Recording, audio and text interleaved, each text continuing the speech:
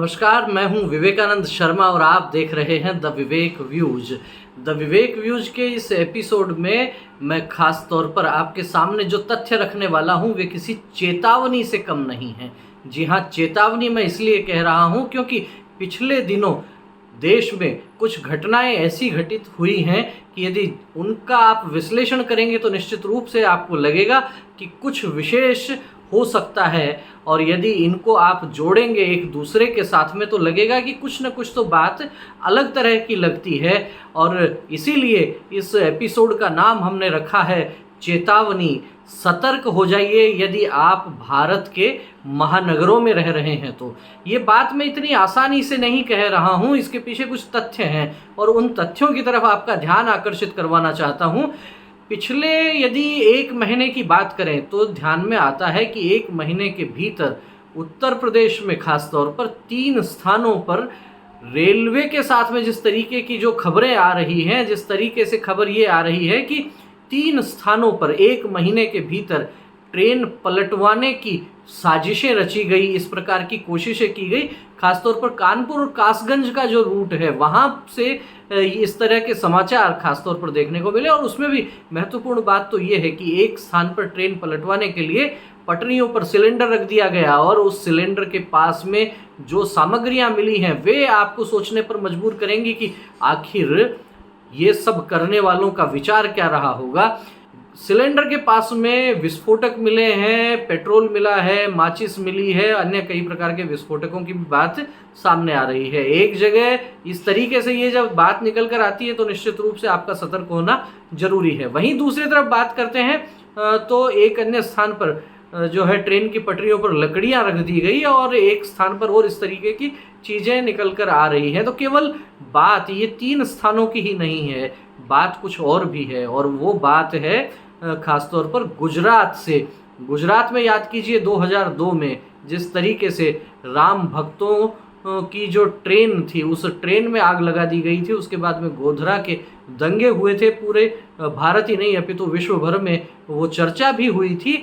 तो अब जब 20-22 वर्ष बीत गए उस घटना को और उसके बाद में गुजरात के सूरत से ये खबर आ रही है कि वहाँ जो गणेश उत्सव के कार्यक्रम होते हैं गणेश पंडाल पर कुछ लोगों ने पथराव कर दिया और 2-3 दर्जन लोगों ने उनका सहयोग भी किया। इस प्रकार की भी खबरें निकल कर आ रही हैं।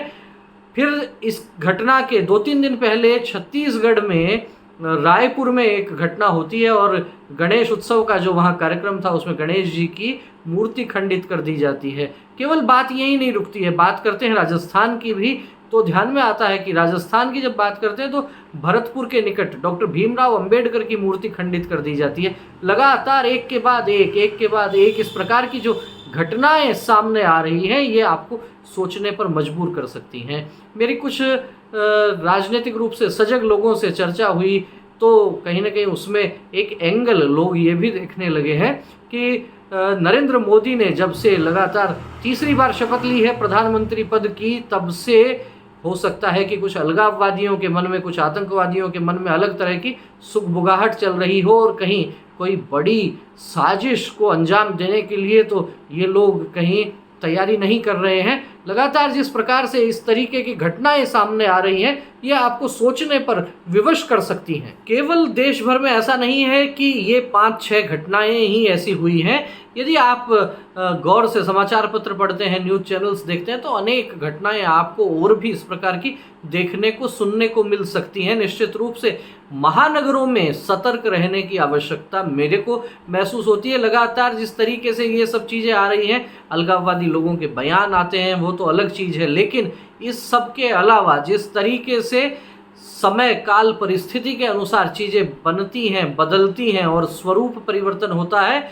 लगातार 1 महीने के भीतर 3 बार ट्रेन की पटरियों को लेकर जिस तरीके की बातें, जिस तरीके की खबरें सामने आ रही हैं और उसके बाद में जो घटनाएं इस तरीके से आपके सामने रायपुर और सूरत से जो खबरें आ रही हैं, भरतपुर डीग से जो खबरें आ रही हैं, अन्य कई स्थानों पर भी ये चीज़ें हो सकती हैं। तो आप यदि देश के सजग नागरिक हैं तो आपको अपने आसपास की घटनाओं पर ध्यान रखना ही होगा। आपके आसपास में यदि कोई भी संदिग्ध घटना या कोई संदिग्ध व्यक्ति आपको नजर आता हो तो तुरंत पुलिस को सूचना करनी चाहिए और सतर्कता का परिचय देना चाहिए। आप देश के जिम्मेदार नागरिक हैं तो आपको भी सतर्क रहना आवश्यक है। और चेतावनी इसीलिए क्योंकि सावधानी हटी और दुर्घटना घटी, ये सब हम सब जानते सुनते हैं। गाँवों में अपेक्षाकृत उतना खतरा नहीं होता, लेकिन शहरों में अनेक प्रकार की घटनाएं इस प्रकार की होती हैं। तो आपसे पुनः निवेदन यही है कि अपने आसपास की यदि कोई भी संदिग्ध घटना हो, संदिग्ध व्यक्ति हो तो सजग रहें, सतर्क रहें। आपका इस विषय में क्या कहना है? देश में बदलती परिस्थितियों पर क्या कहना है? क्या ये घटनाएं सामान्य रूप से ही हैं या फिर इनके पीछे आपको भी कोई षड्यंत्र नजर आता है? अपने विचार कमेंट करके हमें अवश्य अवगत करवाएं। वीडियो अच्छा लगा हो तो इसे लाइक करें, अधिक से अधिक लोगों तक शेयर करें। फिर मिलेंगे एक नए विषय के साथ, एक नए वीडियो के साथ। तब तक आप देखते रहिए द विवेक व्यूज। बहुत बहुत धन्यवाद। नमस्कार।